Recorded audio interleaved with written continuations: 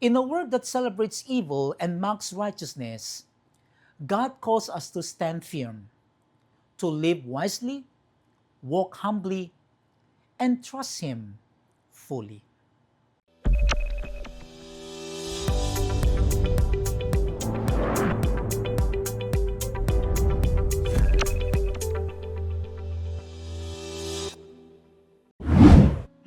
Hello everyone, welcome to our daily manna. Kindly open our Bibles in the book of Proverbs chapter 16, verses 10 to 20. As God's word says, a divine decision is in the lips of the king. His mouth should not err in judgment. A just balance and scales belong to the Lord. All the weights of the bag are his concern. It is an abomination for kings to commit wicked acts. For a throne is established on righteousness. Righteous lips are the delight of kings, and he who speaks right is loved. The fury of a king is like messengers of death, but a wise man will appease it. In the light of a king's face is life, and his favor is like a cloud with the spring rain. How much better it is to get wisdom than gold, and to get understanding is to be chosen above silver. The highway of the upright is to depart from evil.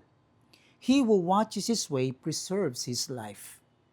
Pride goes before destruction, and a haughty spirit before stumbling.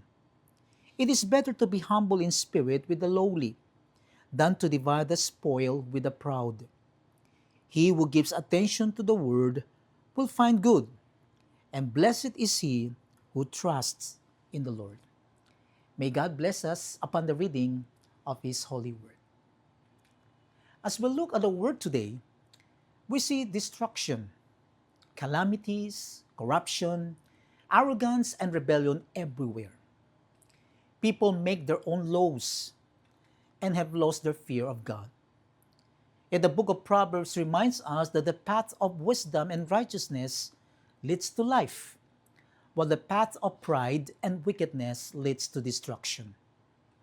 In Proverbs chapter 16, verses 10 to 20, King Solomon gives us timeless truths about leadership, justice, humility, and the fear of God. Truths that we all need in this broken and confused world. First, God's justice never fails according to verses 10 to 12. Even though we live in a world where corruption and injustice seems to rule, God is still in control. Solomon reminds us that every ruler and government authority exists under God's sovereignty.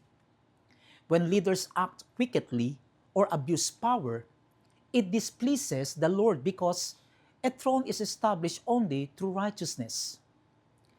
We must pray for leaders to govern with honesty and justice.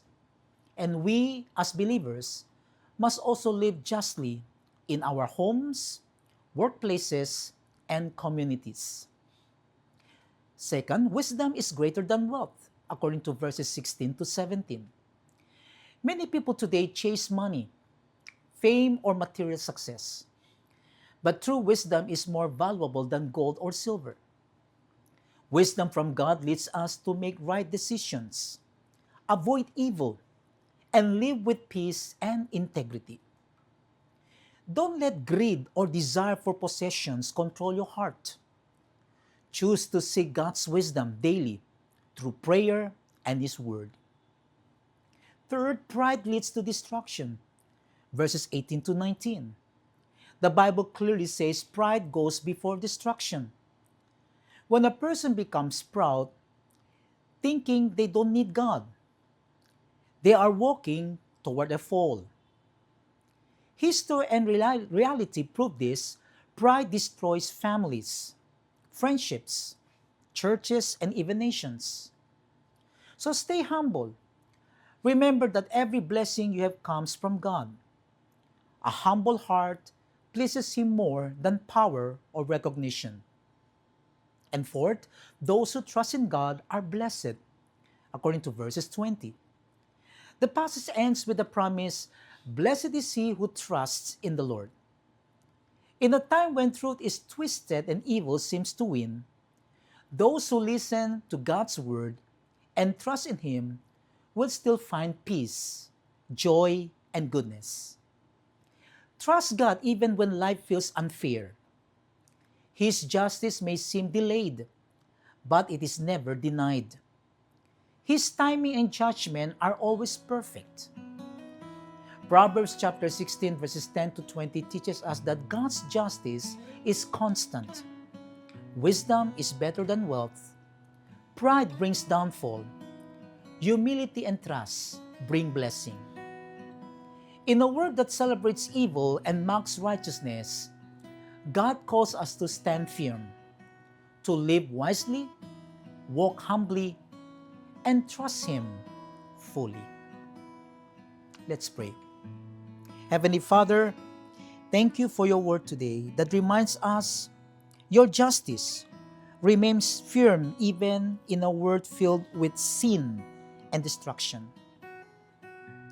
Teach us to walk in wisdom, to live humbly, and to seek righteousness in all that we do. Lord, forgive us for the times we followed for pride and worldly desires. Cleanse our hearts and fill us with your Holy Spirit so that we may be light and examples in the midst of darkness. We also pray for our nation and for our leaders. Give them the fear of the Lord, wisdom, and righteous hearts to serve with truth and integrity. Thank you, God, because even in those broken words, your word remains true and your love endures forever. We entrust everything to you through our Lord and Savior Jesus Christ. Amen. Dear brothers and sisters, in this broken world, let us not lose hope. God's justice still stands. His word never changes.